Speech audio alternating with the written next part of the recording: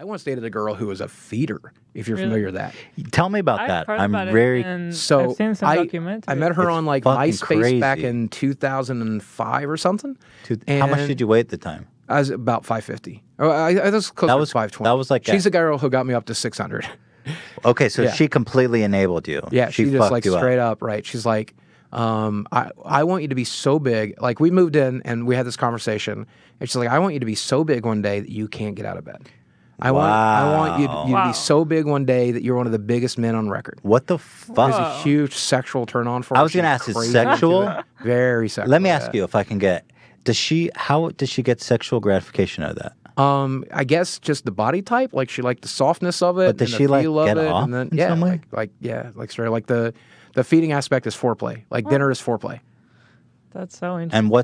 And what's the whole grand slam? It's just sex, you know. Damn. Like I guess ideally, I've talked to people who got so large that they weren't able to have sex, and certainly a lot of positions are compromised when I was 550, 600. But you can there's still plenty slam? we could do. Yeah, we can still get it Damn. going. But eventually, I guess she would fed me to a point where I wasn't physically able to do that anymore. And that's- I don't know what it would have been. And did you know about that sort of phenomena before you met her? To some extent, I mean, Was she pretty. skinny? She was pretty upright. Yeah, she was tiny. She's like 110 pounds. Yeah, Whoa. Yeah, she's- that is the strangest one of the best looking girls I ever dated too. How did that make you feel? I mean, like being in that relationship, knowing what it was. Well, I was like suicidal and like self-destructive anyway. So I was like, hey, I get to Someone die cares about and you. also get laid a lot. So Yeah. this is awesome. And she was pushing me to do stuff I had never done before. Like she was getting me back into the gym to try to stay fit, but also still fat.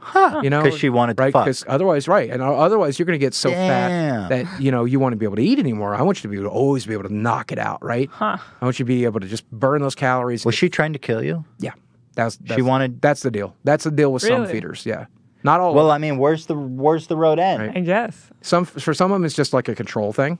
Like I want to control you, and some of them it's like I want to feed you to death. Would she feed you while you guys were having sex? Yeah, I have a real sexy story that I would have never told. Can when I was hear married. it? I'm intrigued by the whole thing. So we decided to do Thanksgiving dinner together, Right. and I stayed the night at her place, and she wakes up that morning at like 5 a.m. to start cooking that turkey. She bastes it like it's her fucking career, dude. And so I'm so fat I can't fit into her pantry, but she's got some bags in the pantry. And like we eat Thanksgiving dinner, and I down like a 2 liter of vanilla Coke, and I like ate half that turkey and half all the sides, and I ate like a pie for breakfast to start the day. And then she's like, "Hey, it's time for dessert," and I'm like, "I can't eat another bite." And she goes, "Well, you better." And I'm like, "What is for dessert? I ate the only pie in the house for fucking breakfast. Okay, like what do you want from me?" This is when I hate the story now, looking back on it, because I feel like such a terrible glutton. I can't believe this is where my head was, because I would never think this way anymore. But I was like so into it. So she goes into the pantry and grabs this like bag, and then she goes into the bedroom and closes the door. And I'm like doing this, like trying to get food to settle, to like try to make room, like try to burp and stuff, because I know I'm gonna have to eat. It's going to be real food. Right. And so she's like, "Come in," and I'm so sorry to say this in front of you. It's This is such great. a disgusting No, story. say it. She's taken Oreo cookies and she's laid them across her chest, down her stomach to make an arrow to her vagina, and then she had filled her vagina with maraschino cherries. I swear to It is time God. for dessert. I swear to God. And my first thought is, you are going to get a yeast infection. What the fuck are you doing? Like, don't put food in your vagina. How many did you stuff in there? I was 6 or 7. It wasn't like, but I was, it was like one of the best experiences of my life. I was like, this is awesome. You ate them all out. Yeah, you do what you got to do. And then, you went to town. I ate them all out. Yes, quite Literally and met. And then we moved in together for a while, and then I got sick. I got like an infection in my leg, which is like real frequent. I get in with the lymphedema all the time. And I'm like, I got to go to the hospital. And she's like, they're going to make you lose weight. And I'm like, no, that's going to be fine. I've gone before. She goes, if you go to the hospital, we're done. And I'm like, what? No, what? Fuck you. Okay, we're done. Like, I'm not going to die. Like, I literally, she's like, you're faking the infection. I'm like, how do you fake an infection? What are you fucking talking about? This bitch was twisted in the head. Yeah. I mean, she was fine. I mean, she might be very well listening to this if you are. Hi. And she was fine, but that stuff was pretty messed up, and that was the only deal breaker. Well, I mean, otherwise, she was a perfectly great person. Well, except, she wanted except to trying feed to me kill death. you. Right, yeah.